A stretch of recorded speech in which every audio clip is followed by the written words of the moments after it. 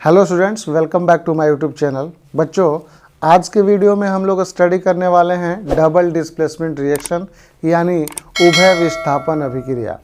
पिछले वीडियो में हम लोगों ने स्टडी किया था एकल विस्थापन अभिक्रिया या विस्थापन अभिक्रिया, जिसे हम लोग इंग्लिश में डिस्प्लेसमेंट रिएक्शन के नाम से जानते हैं।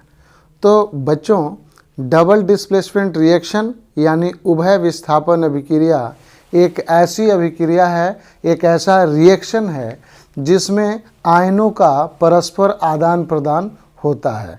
इसमें भाग लेने वाले जो यौगिक होते हैं वो विलयन के अवस्था में पाए जाते हैं, एक्वस सॉल्यूशन में होते हैं और उनके आयन्स एक दूसरे से परस्पर आदान प्रदान करके नए प्रतिफल बनाते हैं।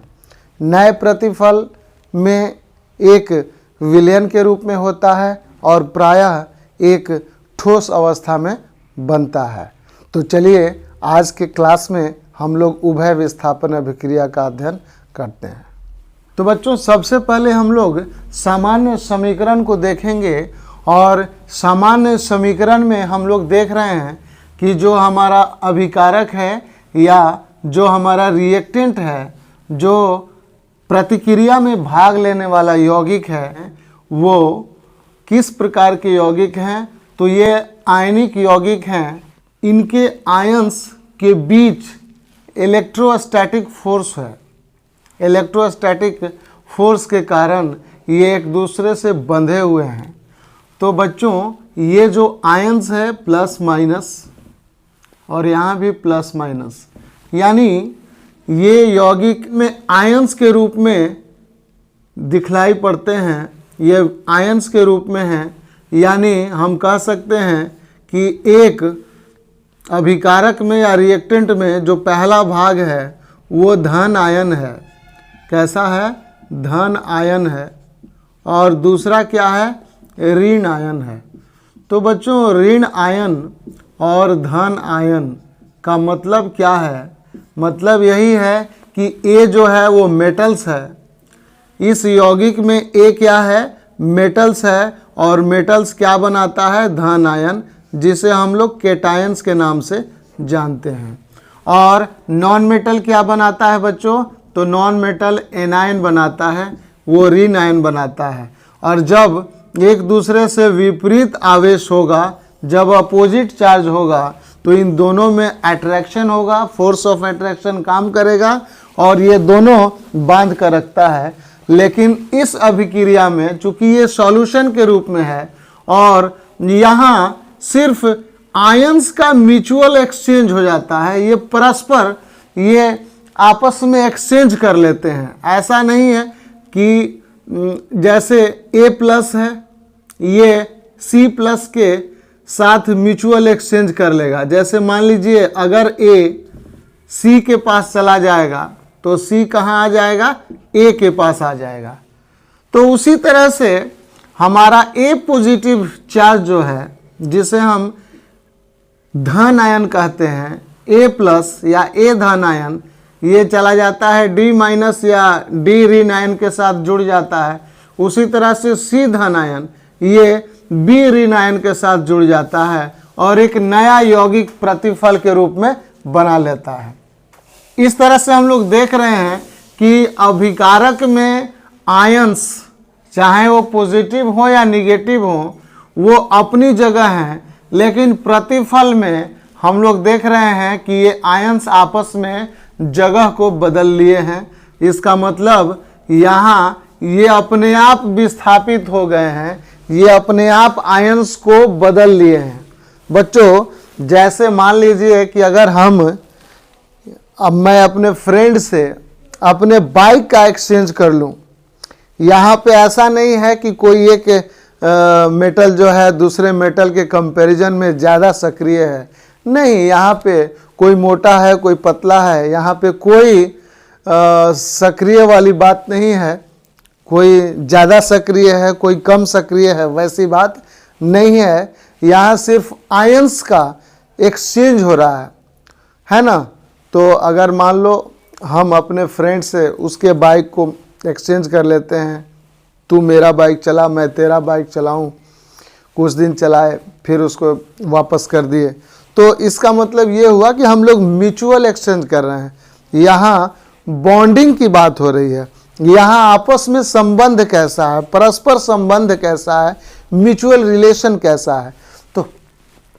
तो बच्चों यहाँ भी कंपाउंड के बीच, यौगिक के बीच आयंस का एक्सचेंज हो रहा है, परस्पर आदान प्रदान हो रहा है, जिसके कारण हम प्रतिफल में देख रहे हैं कि B के साथ A लगा हुआ था, लेकिन अब यहाँ पे C आ गया, और D के साथ C लगा था, अब यहाँ पे A आ गया। तो कहीं ना कहीं जितने भी धन आयन थे इसमें A और C, वो आपस में जगह को चेंज कर दिए हैं। या हम ये कह सकते हैं कि B ऋण आयन और D ऋण आयन, ये दोनों आपस में जगह चेंज कर दिए हैं। तो ऐसा हम नहीं कहेंगे कि केवल धन आयन चेंज कर रहा है, ये ऋण आयन भी जगह बदल सकते हैं। धन आयन और ऋण आयन ये दोनों आपस में म्यूचुअल एक्सचेंज करते हैं, परस्पर आदान प्रदान करते हैं। ऐसी अभिक्रिया को हम लोग उभय विस्थापन अभिक्रिया कहते हैं। तो इसका परिभाषा बच्चों हम लोग बना लेंगे। परिभाषा क्या हो जाएगा? वह अभिक्रिया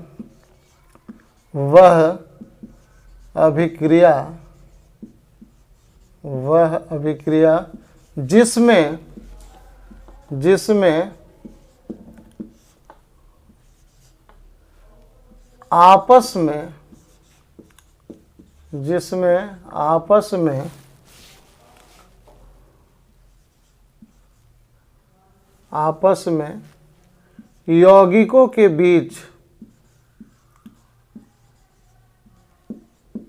आपस में यौगिकों के बीच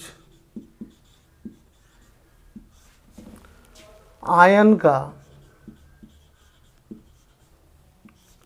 आयनों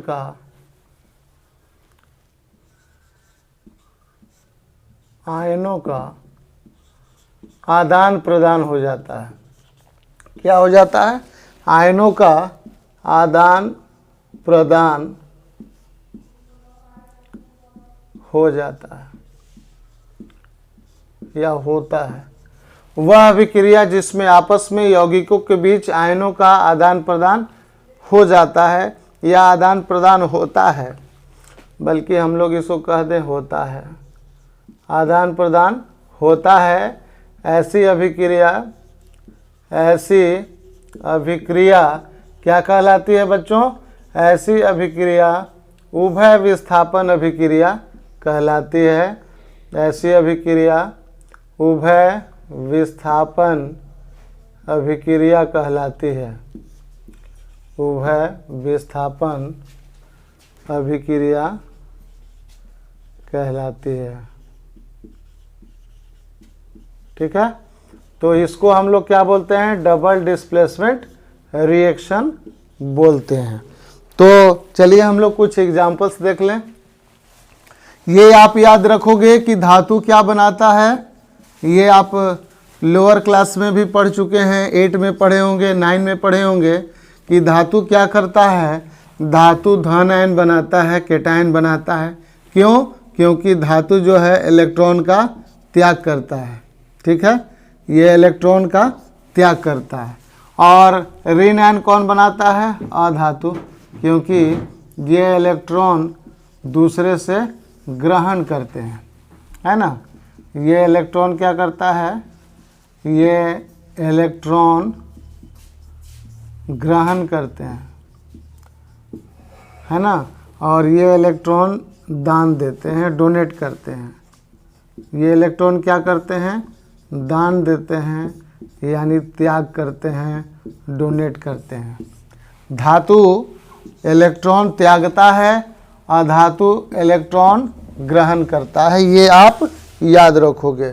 तो बच्चों चलिए अब हम लोग एग्जाम्पल को देखते हैं, और एग्जाम्पल से हम लोग आसानी से इसको समझ लेंगे। तो इसको देखिए।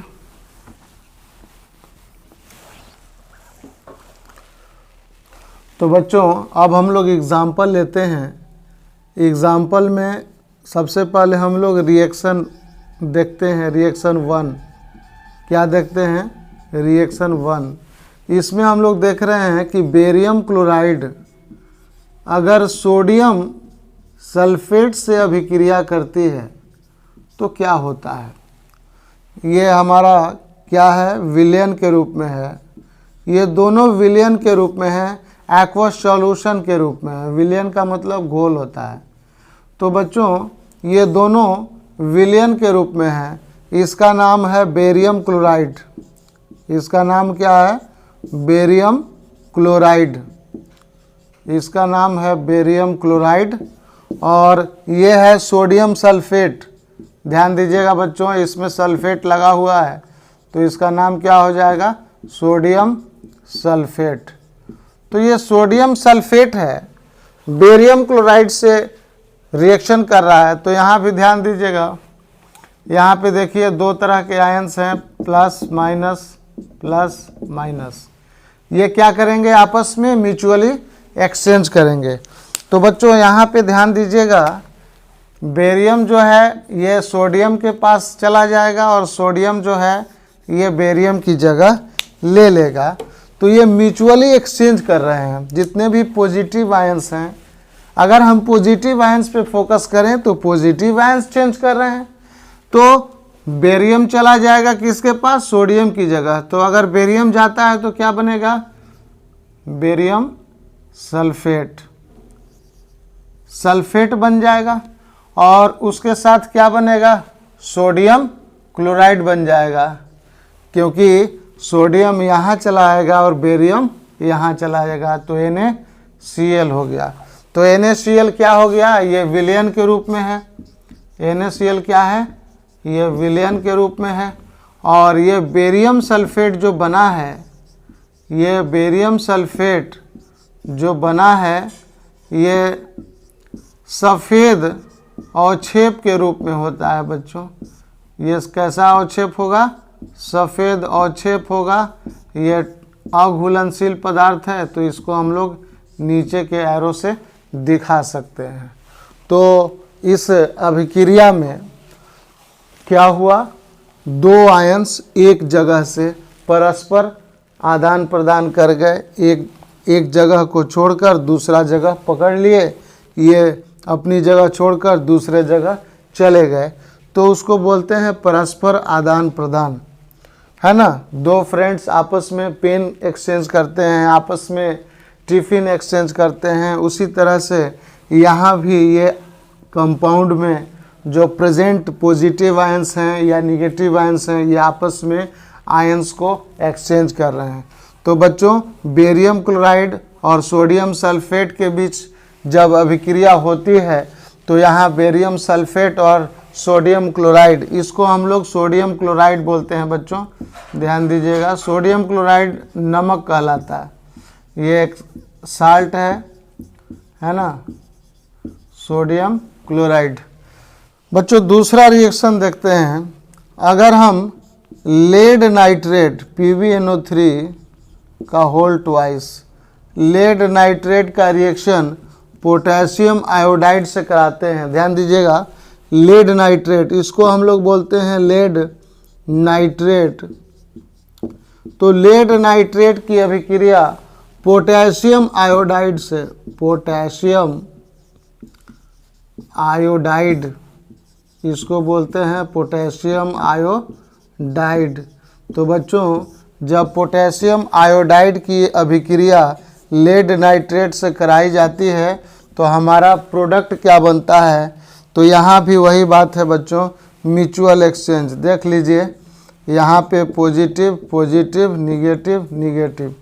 तो ये क्या करेंगे? आयंस को आपस में एक्सचेंज करेंगे। तो आयंस यहाँ से एक्सचेंज हो जाएगा और ये यहाँ चले आएंगे। तो जब ये आयंस एक्सचेंज करेंगे तो बन जाएगा लेड आयोडाइड PbI2, है ना, PbI2 plus potassium nitrate KNO3। तो PbI2 क्या हो गया? लेड आयोडाइड, इसको हम लोग बोलेंगे लेड आयोडाइड।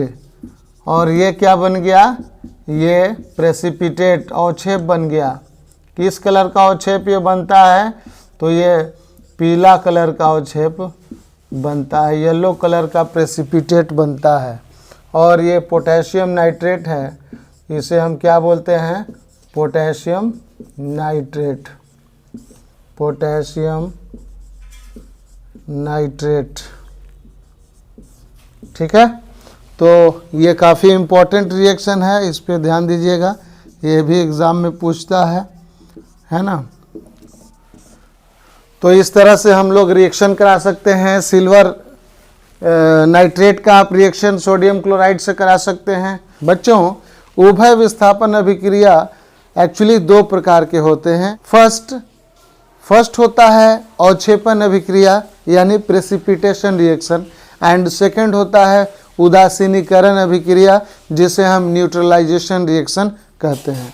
तो आप कह सकते हो कि डबल डिस्प्लेसमेंट रिएक्शन जो है वो दो प्रकार के होते हैं, first precipitation reaction and second is neutralisation reaction, यानी अवक्षेपन अभिक्रिया और उदासीनीकरण अभिक्रिया।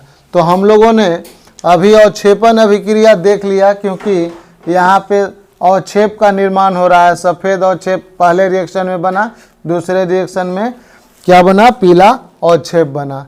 तो हम लोग कह सकते हैं बच्चों कि ये जो अभिक्रिया है यह दो प्रकार की अभिक्रिया के रूप में पाई जाती है। आप इसका स्क्रीनशॉट ले सकते हैं। तो चलिए अब हम लोग इसका प्रकार देखते हैं। प्रकार का नाम हम लोग जान ही गए, लेकिन इसका दूसरा जो टाइप है उसको हम लोग समझ लेंगे। दूसरा टाइप क्या है बच्चों, मैंने अभी आपको बतलाया कि यह दो प्रकार का होता है। पहला होता है अवक्षेपन अभिक्रिया, अवक्षेपन अभिक्रिया। अवक्षेपन अभिक्रिया को हम लोग बोलते हैं प्रेसिपिटेशन रिएक्शन। क्या बोलते हैं, प्रेसिपिटेशन रिएक्शन। ठीक है, इसको हम लोग क्या बोलते हैं, प्रेसिपिटेशन रिएक्शन। और दूसरा हो गया उदासीनीकरण, उदासीनीकरण अभिक्रिया। उदासीनीकरण अभिक्रिया को हम लोग क्या बोलते हैं, इसको हम लोग बोलते हैं न्यूट्रलाइजेशन रिएक्शन, न्यूट्रलाइजेशन रिएक्शन, है ना। तो न्यूट्रलाइजेशन रिएक्शन क्या है, ये तो आप एग्जाम्पल देख लिए, अवक्षेपन अभिक्रिया। दूसरा जो रिएक्शन है उदासीनीकरण अभिक्रिया, वह अभिक्रिया है जो किसके बीच होता है, अम्ल और क्षार के बीच। अम्ल और क्षार के बीच जब अभिक्रिया होगी तो यह लवण और जल बनाता है। क्या बनाता है, लवण और जल बनाता है। तो बच्चों, अम्ल क्या है, एसिड है, क्षार क्या है, बेस है। तो एसिड और बेस जब आपस में रिएक्ट करते हैं तो साल्ट एंड वाटर का फॉर्मेशन करते हैं। ऐसे रिएक्शन को हम लोग क्या बोलते हैं, न्यूट्रलाइजेशन रिएक्शन या उदासीनीकरण अभिक्रिया। तो एग्जाम्पल में हम लोग बच्चों देख लें, अगर HCl हमारा एसिड है और हमारा सोडियम हाइड्रोक्साइड क्या है, बेस है, तो ये आपस में रिएक्ट करते हैं और क्या बनाएंगे, तो ये रिएक्ट करके देखिए, ये सोडियम का, ये सोडियम हाइड्रोक्साइड का जो पहला भाग है और ये हाइड्रोक्लोरिक अम्ल का दूसरा भाग, ये दोनों आपस में मिल करके क्या बनाएंगे, साल्ट बनाएंगे। और ये H और ये OH, ये दोनों मिलकर क्या बनाएंगे, वाटर बनाएंगे। तो कहीं ना कहीं इनके बीच भी आयंस का एक्सचेंज हो रहा है। ये प्लस है, ये माइनस है ना, ये प्लस है, ये माइनस है। तो ये आपस में एक्सचेंज कर रहे हैं। इस हाइड्रोजन प्लस की जगह सोडियम प्लस आ जा रहा है और यहाँ सोडियम प्लस की जगह हाइड्रोजन चला जा रहा है। तो कहीं ना कहीं इनके बीच भी आयंस का म्यूचुअल एक्सचेंज हो रहा है और म्यूचुअल एक्सचेंज होने के कारण आयनों के परस्पर आदान प्रदान के कारण लवण और जल का फॉर्मेशन होता है। तो दूसरा एग्जाम्पल भी हम लोग देख सकते हैं बच्चों। अगर हमारा एसिड हो गया H2SO4 सल्फ्यूरिक अम्ल और हमारे पास सोडियम हाइड्रोक्साइड है क्षार यानी बेस, तो क्या बनेगा, यहाँ पे भी सोडियम सल्फेट बन जाएगा, क्योंकि इस हाइड्रोजन की जगह क्या जाएगा, सोडियम चलाएगा और इसकी जगह यहाँ आ जाएगा, तो ये बन जाएगा सोडियम सल्फेट प्लस वाटर। ठीक है, तो इसको हम लोग बैलेंस कर लेंगे। यहाँ पे 2 सोडियम है तो यहाँ 2 लगा देंगे, 2 सोडियम बराबर हो गया तो हाइड्रोजन। इसके बाद हम लोग देख लेंगे कि ऑक्सीजन कितना है। ऑक्सीजन हमारा इधर 2 है और इधर ऑक्सीजन हमारा 4 है, तो 4 और 2 6, 4 और 2 कितना हुआ, 6 हुआ। इधर हमारा कितना ऑक्सीजन है, 4 और 1 5, तो 6 करने के लिए हम लोग क्या कर देंगे, यहाँ 2 ऐड कर देंगे, तो हमारा ऑक्सीजन कितना हो गया, 4 और 2 6। हाइड्रोजन कितना है, यहाँ पे 2 हाइड्रोजन और यहाँ 2, 2 2 4। यहाँ हाइड्रोजन कितना है, 2 2 4, ये भी बैलेंस है। सल्फ़र कितना है, अकेला है, सल्फ़र यहाँ भी अकेला है, तो ये बैलेंस हो गया। तो बच्चों इस तरह से हम लोग इस उभय विस्थापन अभिक्रिया को हम लोगों ने समझ लिया है। उभय विस्थापन अभिक्रिया वह अभिक्रिया है जिसमें 2 यौगिक में उपस्थित आयंस आपस में परस्पर आदान प्रदान करते हैं और 2 विभिन्न प्रकार के प्रतिफल निर्माण करते हैं। तो इसमें याद रखना है कि इसमें आयंस का एक्सचेंज होता है। ठीक है, और ये 2 प्रकार के होते हैं, एक अवक्षेपण अभिक्रिया और दूसरा उदासीनीकरण अभिक्रिया। उदासीनीकरण अभिक्रिया वह अभिक्रिया है जिसमें अम्ल और क्षार आपस में अभिक्रिया करके लवण और जल का निर्माण करते हैं। तो बच्चों आज के वीडियो में हम लोगों ने उभय विस्थापन अभिक्रिया के बारे में स्टडी किया। उभय विस्थापन अभिक्रिया 2 प्रकार के होते हैं, एक होता है अवक्षेपण अभिक्रिया और दूसरा होता है उदासीनीकरण अभिक्रिया। तो अगले वीडियो में हम लोग स्टडी करेंगे ऑक्सीकरण अवकरण अभिक्रिया। तो बच्चों वीडियो अच्छा लगता है तो वीडियो को अधिक से अधिक अपने दोस्तों में सब्सक्राइब करें, और वैसे विद्यार्थी, वैसे बच्चे जो मेरे चैनल पे नए हैं, अगर उनको वीडियो पसंद आता है तो चैनल को ज़रूर सब्सक्राइब करें। तो मिलते हैं हम लोग अगले वीडियो में, तब तक के लिए धन्यवाद।